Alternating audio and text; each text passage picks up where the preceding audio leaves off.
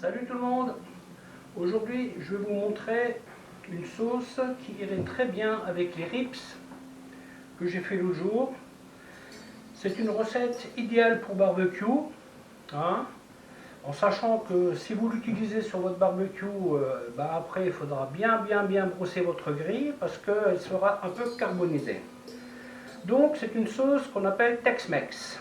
Pour faire cette sauce, il vous faut de l'huile d'olive, des oignons hachés, de l'ail,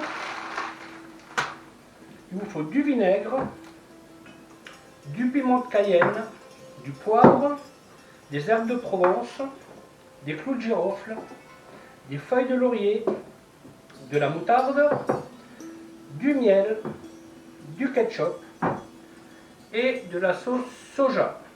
Bon, allez c'est parti, je vous montre tout ça. Donc, nous mettons l'oignon dans la casserole et on va le faire griller un peu.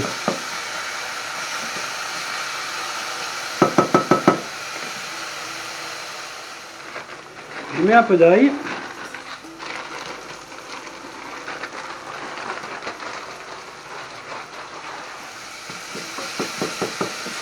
Ouais, donc là je donne une couleur, hein.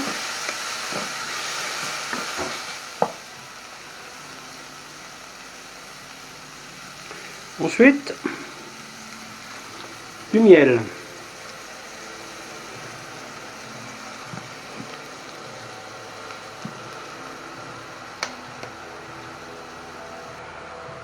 Le miel, on va le faire caraméliser. Étape très importante, hein.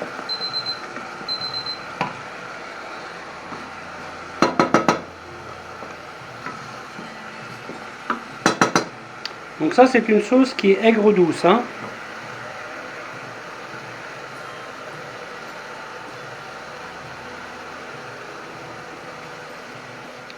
Donc là vous voyez le miel. Vaut mieux pas vous en aller quand vous faites cette recette, hein. Du moins quand vous la commencez là. Là j'ai mis le feu à fond, hein. Voilà. Là, une fois que votre miel a une jolie couleur de caramel, vous y rajoutez le vinaigre. Voilà.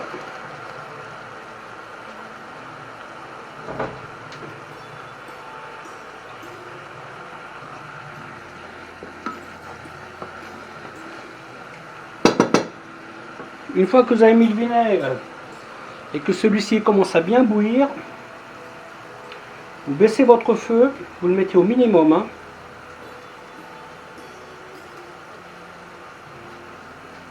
Donc là je vais rajouter 2 feuilles de laurier, des herbes de Provence,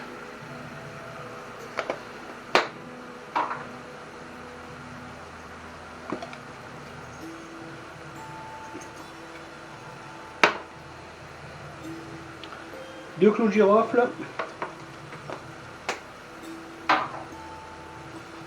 du poivre. Alors cette sauce là je ne la sale pas, hein. Je ne la sale pas. Voilà. Et là vous voyez le vinaigre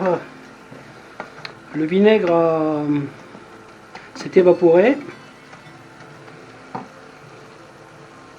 Donc maintenant je mets ma casserole de côté, le feu est éteint,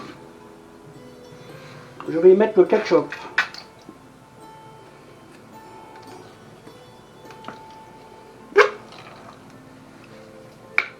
Voilà.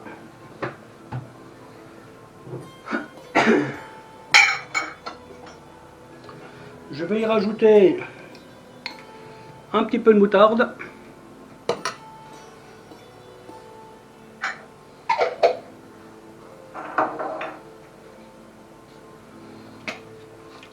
De la sauce soja.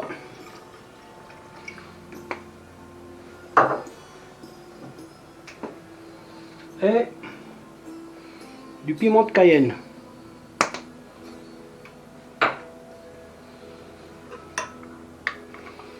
Donc une fois que vous avez fait ça, il faut vraiment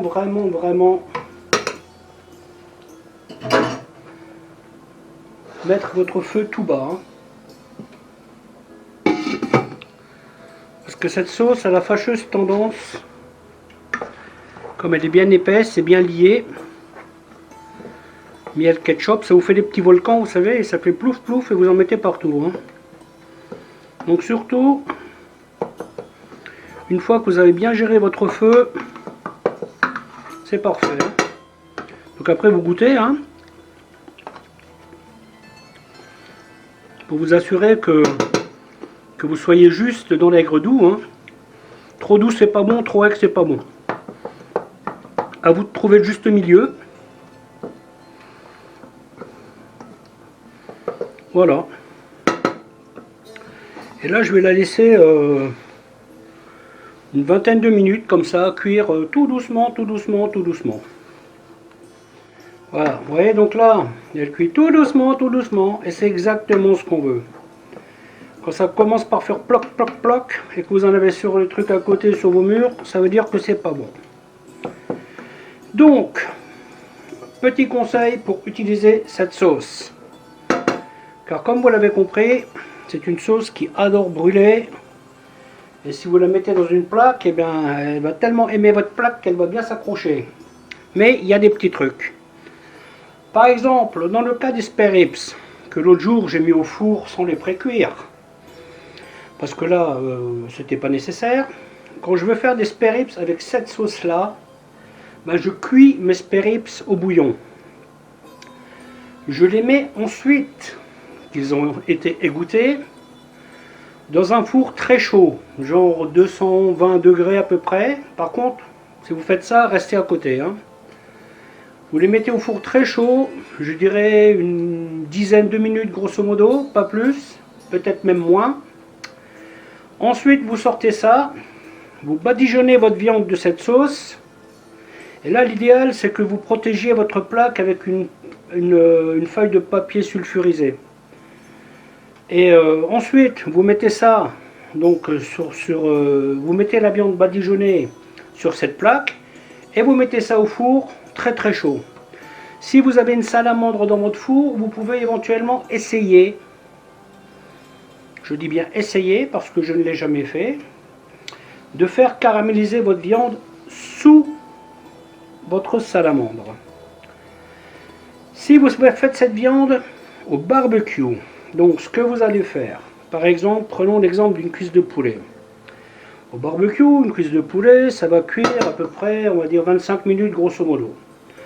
Donc, vous cuisez votre cuisse de poulet, vous la mettez bien croustillante comme il faut, et quand vous êtes à peu près à 5-10 minutes de la fin de la cuisson, vous la badigeonnez avec cette sauce, et vous la mettez sur le côté, là où il y a le moins de chaleur. Et vous arriverez à ce résultat-là aussi, que votre sauce va bien caraméliser. Cette sauce-là, bien sûr, il n'y a pas que poulet et ribs. Vous faites des escalopes de porc sur votre barbecue, vous faites pareil, vous les faites griller, hop, vous les badigeonnez en fin de cuisson, vous faites caraméliser et c'est bon. Ça marche aussi pour la volaille, ça marche à peu près pour tout ce que vous voulez. Si vous voulez faire un gigot d'agneau sur votre barbecue et vous avez le tourne-broche, ou si vous voulez faire un poulet à la broche sur votre barbecue, c'est exactement le même principe. Je vous déconseille de démarrer votre viande. Cette sauce, si vous voulez, je l'ai apprise dans les Caraïbes. Et là, en général, ils font mariner la viande et ils balancent ça sur le barbecue après. Mais bon, très souvent, ils n'avaient pas les considérations hygiéniques et on avait tendance à manger du monoxyde de carbone. Parce que pour gratter une grille comme ça après, on peut y aller.